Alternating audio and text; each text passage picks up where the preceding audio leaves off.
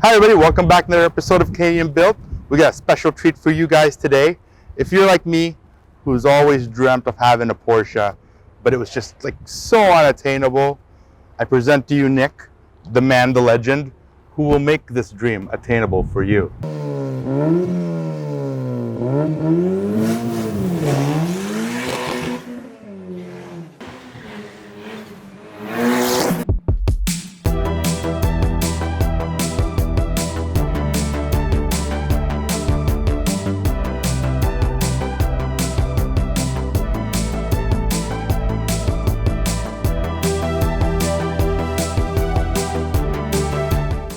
Hi Nick, thanks for showing us your beautiful 997 here.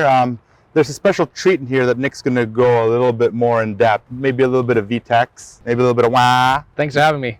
Yeah, man. So tell us a story. How did this come about? This is my 2006 Porsche 911 Carrera S. I've had it since about 2017. I see there's some GT3 bits on here already. Let's talk about the exterior real quick before we go into some of the magic. Yeah, definitely. So I've always lusted after the GT3s.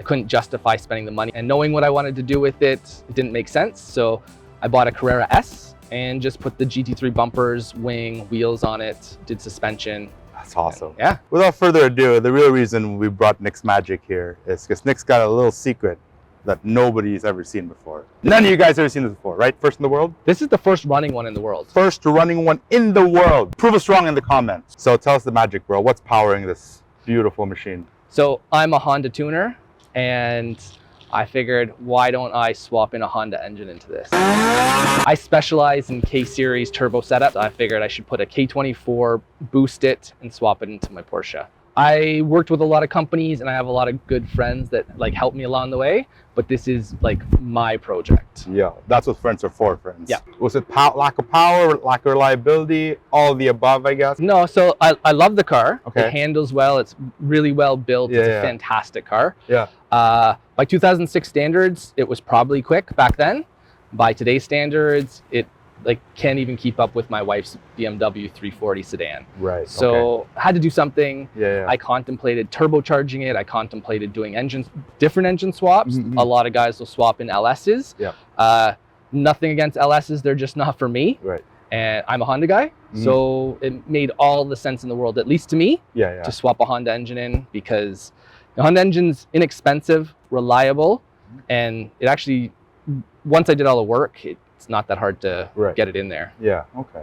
That's awesome. And you're running the original Porsche transaxle? Yes. And you've made it with just, I guess, like a plate? So yeah, exactly. What made the swap like super feasible is that the adapter plate and the clutch kit were already readily available. Yeah. A company named Kennedy Engineering has already developed the adapter plate and the clutch kit to bolt the K-Series engine up to the Porsche transaxle. Interesting. So, but then none of them have ever gotten one running fully. They just sell the kit for it? I think why they offer it is because Porsche transmissions are used in all kinds of different weird applications. Like people take them and swap them into different things. Gotcha. So there was more of a market, I think, to put a K-Series and a Porsche transmission together and do something else, as opposed to like putting it into one of these. Gotcha. So I know other guys have put them in older cars. There's a bunch of, I think there's a 930 and a 996 technically that has one, but this is the first running 997.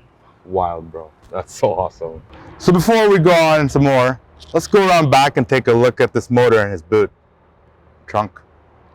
I don't know what technically frunk. it's called. No, that's a frunk. Never mind. Yeah.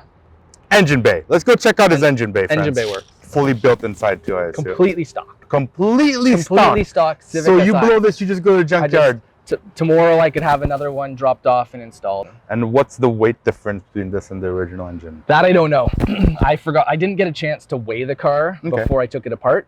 My best guess is 2 of me, 3 of me. This is like 200 to 300 pounds lighter. Has to be. So 1 of me. He took out a whole me out of this car. All right, man. Well, so there's a lot going on here. I can see. To my untrained eye, you know, I can see there's a custom engine bracket and your valve cover's been clearanced a bit, but what were the things that really made this feasible? And I can see that you didn't cut anywhere in the car either. Yeah, that was like kind of my design philosophy for this, was I didn't want to damage the car or change anything of the car that's irreversible. Yeah. It basically had to go in, and if you technically wanted to go back to stock or original, put the engine back in, you could. There's nothing that's been really altered in the car.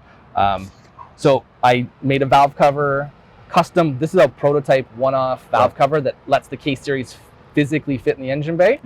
And then I made an engine brace that would hold the engine, position it where it needs to be. There's only 3 engine mounts. There's a transmission one and there's 2 side ones. They were originally all like the original ones from the car. I've since upgraded the rear just to be a bit stiffer, just because it's making more power than it ever has. So it needed a bit stiffer mount, but still like no vibrations, no harshness in the cabin. It just holds the engine in place a little bit better. That's awesome. Wow. K-Tune was actually a big supporter of this project. They provided a lot of bits and pieces. Like it's got a K-Tune throttle body, it's got a K-Tune fuel rail, it's got a bunch of K-tuned heat management stuff. They've been a big supporter the whole way. Who else helped you support this machine and like made the dream happen? Yeah, like Yanaka was a big help as well. A lot of the 3-inch exhaust stuff is all from Yanaka. And then a bunch of other shops helped me out just with like miscellaneous pieces that I need. J-Spec Performance, Levine Motorsports helped me a lot with just a bunch of the fab work. Eric's a good friend of mine and he's a fantastic fabricator. So he helped me along the way, just doing a bunch of the work. My JDM Addiction helped me with a bunch of little pieces that I needed along the way. What was the logic of using the LS dipstick? Like, what was that just the only one that was long enough to snake in, and or you just wanted to flex LS? No, definitely not. It was just pure convenience. I had that one lying around. But basically, when I made the new valve cover, it needed a new dipstick. And the LS one just happens to be readily available. It's super long, and I was able to do like a remote mount dipstick with it. I bought this car in early 2017 because I've always lusted after a Porsche, and I really wanted one. I found this one for sale in the US. I think it was New Jersey technically, and I imported it into Canada, drove it for a while, and I just wanted more out of it. I wanted more power and total budget. Like if someone wanted to recreate this, you would need realistically, depending on how much you could do yourself, somewhere between $15,000 and $25,000 Canadian. And then you could pull this off. Yeah, realistically, because the biggest thing is like the specific parts you choose. Like I went with a very expensive turbo. You don't have to go with that turbo. I went with a very expensive ECU. You don't have to go with that ECU. There's tons of options you can go. The most inexpensive piece was technically the engine. This engine I spent $650 on. It has 90,000 kilometers on it. It was only like 4 years old, I think, when I bought it. The engine itself is the least expensive part, and that's what it's centered all around. So what happened with the original motor? Did it blow up? That's why you put this in, or? No, it was perfectly healthy and it worked well. It just didn't have enough power. So I wanted more power, and I didn't want to damage the original engine because they're so expensive and very hard to find, realistically. Those engines are worth like $20,000+ US. With how many kilometers, give or take? With like a lot of kilometers. Doesn't matter, right? Doesn't matter. As long as it runs like, and it's got compression. Those engines are expensive. Wow. So my mindset was, if I take that engine out, perfectly good engine, sell it, you can almost finance the whole build. Did you guys catch that? Buy a Porsche, sell the motor, get Nick to put a Honda in, and it's better. That's the secret. Like, that's literally how you Porsche everybody. Even if you got an LS, it's still cooler. Change my mind. Fight me in the comments. Yeah, Nick, holy cow, you just blew my mind. I thought I was going to have to work really hard at life to get that. And no, you can buy this instead. Yeah, I think comment down below if I should sell my Subaru and do this. It's really hard to film this just because of how distracted I am by how awesome this car is. I think it took a unique skill set, and that's where I came in. My background is mechanical engineering. I'm a tuner by trade.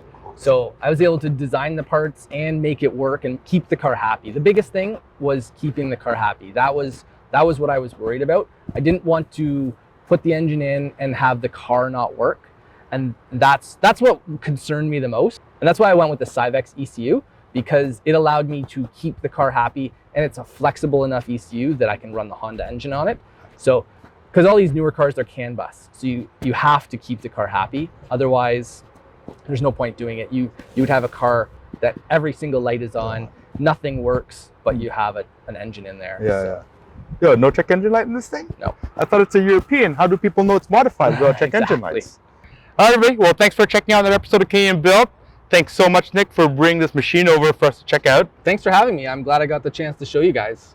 Where can the people get a hold of you if they've got more questions or if they want some of this magic for themselves? Yeah, definitely. I have Instagram, Tuning by Nick.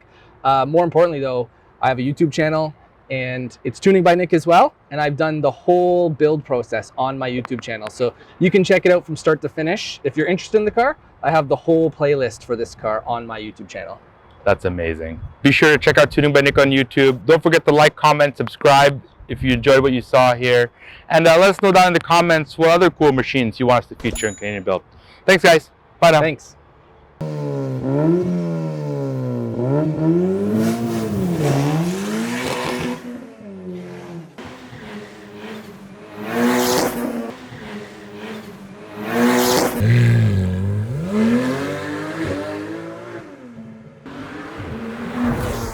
Hey everybody, it's Lou here from JRP. Thanks for watching our latest video. If you enjoy our random automotive content, click the link down below, subscribe to our YouTube channel. Bye now.